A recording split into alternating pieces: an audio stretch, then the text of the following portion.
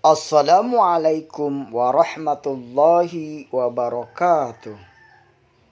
Anjuran membaca sholawat di hari Jumat. Menurut iNews Jateng, iNews.id, maka perbanyaklah oleh kalian membaca solawat untukku, karena sesungguhnya bacaan solawat kalian untukku ditampakkan kepadaku.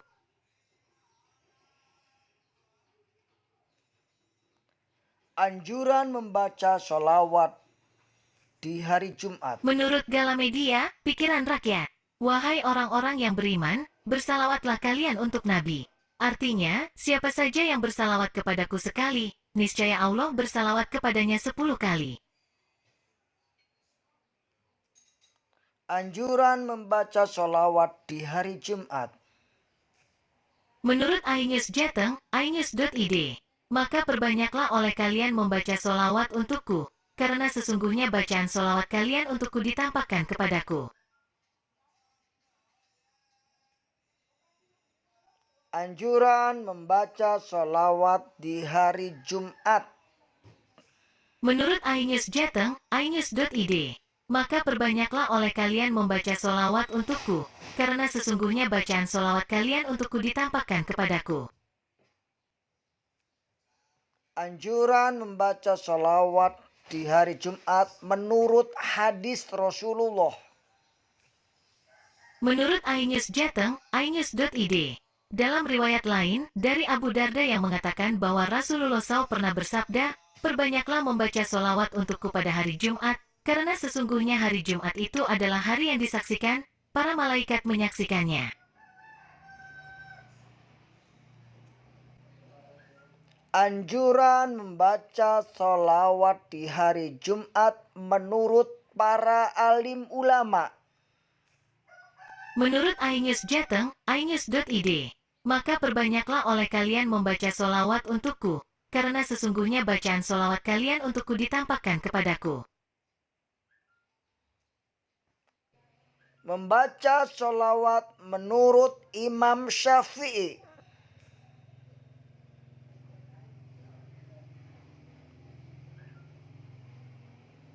Doa yang dibaca Imam Syafi'i agar diberikan oleh Allah Subhanahu wa taala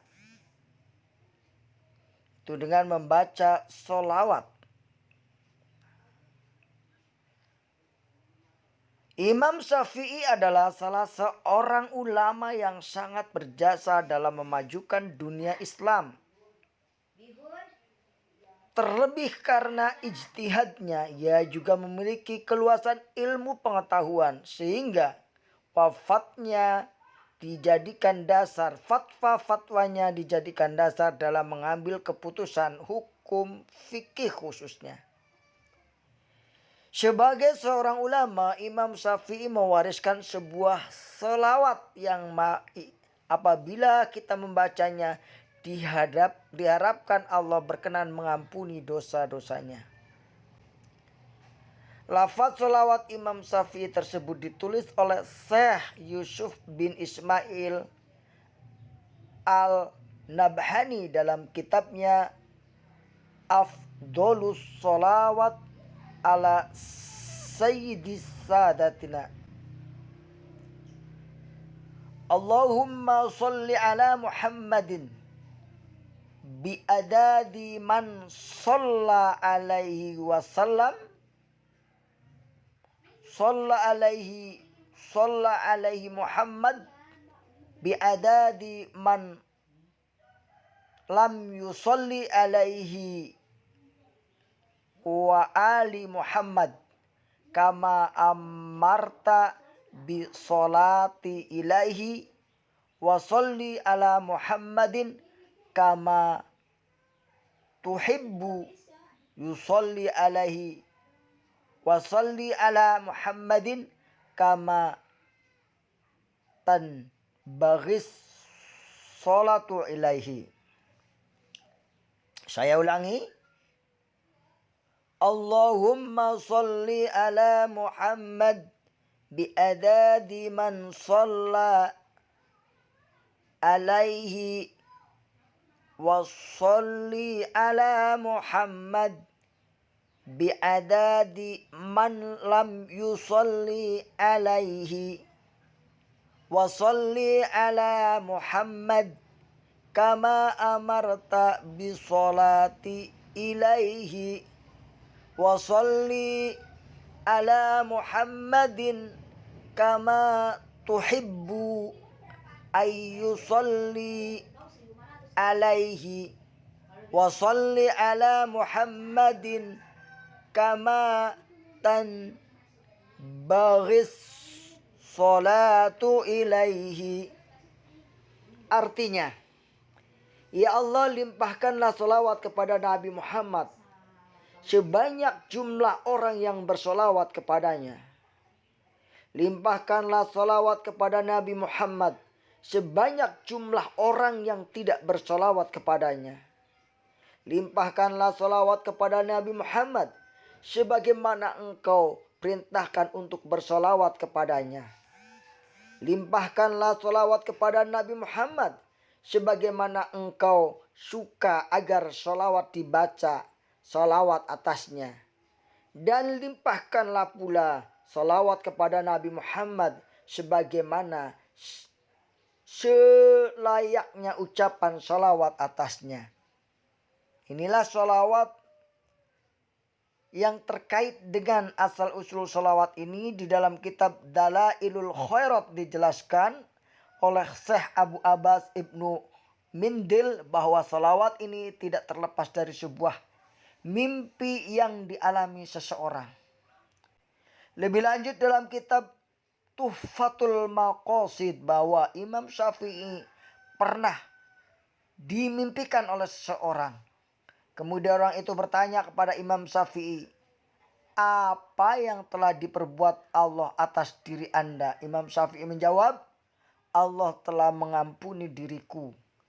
Orang itu kemudian tanya lagi, dengan amal apa? Kemudian orang itu menjawab dengan sholawat.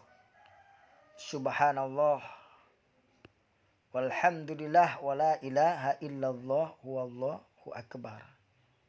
Itu dengan sholawat kepada Rasulullah Shallallahu Alaihi Wasallam.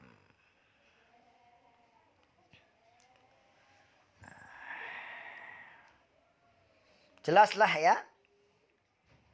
Sekarang sholawat menurut Imam Hanafi. Menurut Merdeka.com, menurut istilahnya, sholawat adalah bentuk doa dan pujian untuk Nabi sebagai ibadah kepada Allah SWT.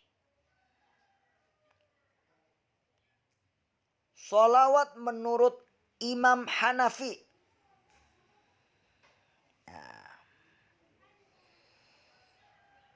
Pandangan Imam Hanafi bahwa sholawat menurut Imam Syafi'i dapat menjamin ampunan dosa. Ya. Menurut Imam Syafi'i itu sudah jelas. Bagaimana sholawat menurut Imam Hanafi? Nah, ada beberapa perbedaan pendapat. Di sini dijelaskan bahwa 10 perbedaan pendapat ulama tentang membaca sholawat. Bagi seorang muslim, membaca sholawat adalah sebuah amalan yang tak asing lagi. Hal ini sering dilakukan terutama ketika nama Rasulullah Shallallahu Alaihi Wasallam disebut. Namun para ulama sendiri ternyata tidak satu suara terkait dengan hukum membaca sholawat. Para ulama tersebut berbeda pendapat terkait dengan hukum membaca sholawat. Apakah wajib, sunnah, ataupun mubah. Nah, ulama yang pertama bernama Ibnu Hajar al-Asqalani. Beliau menyebutkan bahwa ulama tidak satu kata dalam memberikan hukum membaca sholawat. Ibnu Hajar membagi perbedaan hukum sholawat itu menjadi 10. Ya. Menjadi 10. Nah, mana tadi? Kelompok pertama, bahwa hukum membaca sholawat adalah sunnah. Salah satu ulama yang mendukung pendapat ini adalah Ibnu Jarir at-Tabari. At-Tabari menyebutkan bahwa pendapat ini sudah menjadi kesepakatan para ulama. Pendapat kedua, bahwa yang menyebutkan salah satu ulama Hanafi dan Ibnu Hazm yang menyebutkan bahwa hukum membaca sholawat adalah wajib. Sebagaimana wajibnya kalimat tauhid. Itu menurut Imam Hanafi bahwa membaca sholawat hukumnya wajib. Ketiga, menurut pendapat Abu Bakar Ar-Razi, salah satu ulama Hanafi dan Ibnu Hazm menyebutkan bahwa hukum membaca sholawat adalah wajib. Ya. Pendapat kedua dengan pendapat ketiga sama, yaitu wajib. Nah, sebagaimana wajibnya kalimat tauhid. Nah, pendapat ini didukung oleh juga Al-Qurtubi. Nah, pendapat keempat bahwa Imam Syafi'i dan para pengikutnya menyebutkan bahwa hukum membaca sholawat adalah wajib. Namun hanya pada waktu di akhir sholat atau duduk tahiyat akhir atau ucapan tahiyat dan salam. Di luar tidak wajib atau sunnah mungkin barangkali ya. Nah, saudara-saudara sekalian, kalau kita bahas semuanya cukup panjang ya. Nah ini, lebih baiklah karena kita ingin bahwa pendapat kelima menurut Asy-Syibai dan Ishaq bahwa menyebutkan bahwa hukum membaca sholawat wajib pada saat tasyahud akhir. Sama ya dengan Imam Syafi'i. Pendapat keenam Abu Ja'far yang menyatakan hukum membaca sholawat adalah wajib pada saat sholat tanpa batasan. Sehingga dalam pendapat ini bisa mencakup kapanpun asal dalam keadaan sholat, maka dia wajib membaca sholawat.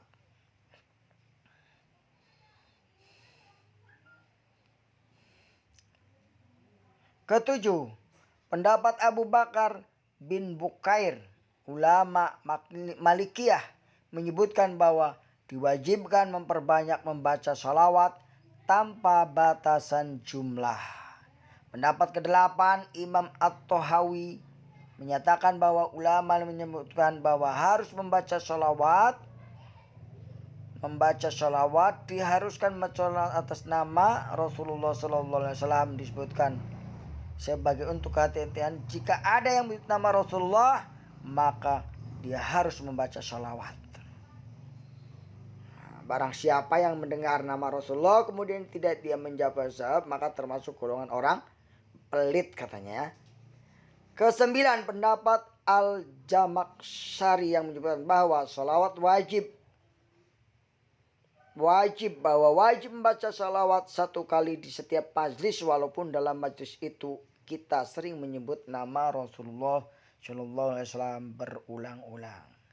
Terakhir, ke-10, membaca sholawat diwajibkan dalam setiap doa yang kita panjatkan. Hal ini disebutkan oleh Al-Jamakhsyari. Perbedaan pendapat ini dipengaruhi oleh hadis-hadis yang dijadikan sebagai rujukan oleh para alim ulama.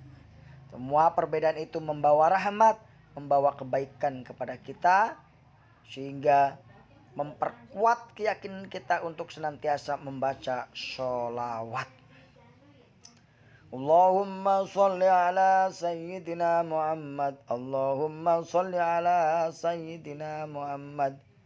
Allahumma sholli ala Sayyidina Muhammad. Allahumma sholli ala Muhammadin Nabiyil Ummi wa ala ali Muhammad kama shallaita ala Ibrahim wa ala ali Ibrahim wa barik ala Muhammadin Nabiyil Ummi wa ala ali Muhammad kama barakta ala Ibrahim wa ala ali Ibrahim innaka Hamidum Majid. Allahumma sholli wa sallim wa barik alaihi. Inna allaha wa malaikatahu yusholluna ala nabi. Ya ayyuhalladzina amanu shollu alaihi wa sallimu taslima. Sesungguhnya Allah dan para malaikat bersolawat kepada Nabi. Hai orang-orang beriman, bersolawatlah kamu untuk Nabi dan ucapkan salam penghormatan kepadanya. Surat Al-Ahzab ayat 56. Allahumma sholli ala Sayyidina Muhammad wa ala ali Sayyidina Muhammad. Terlepas dari perbedaan tadi, sudahlah selayaknya kita sebagai umat Rasulullah senantiasa istiqomah di dalam membaca sholawat. Dan semoga kita mendapatkan mendapatkan syafaat Rasulullah Shallallahu Alaihi Wasallam kelak. Amin amin ya rabbal alamin. Demikian yang dapat saya sampaikan, beberapa hal yang terkait dengan sholawat agar kita memahaminya. Wassalamualaikum warahmatullahi wabarakatuh.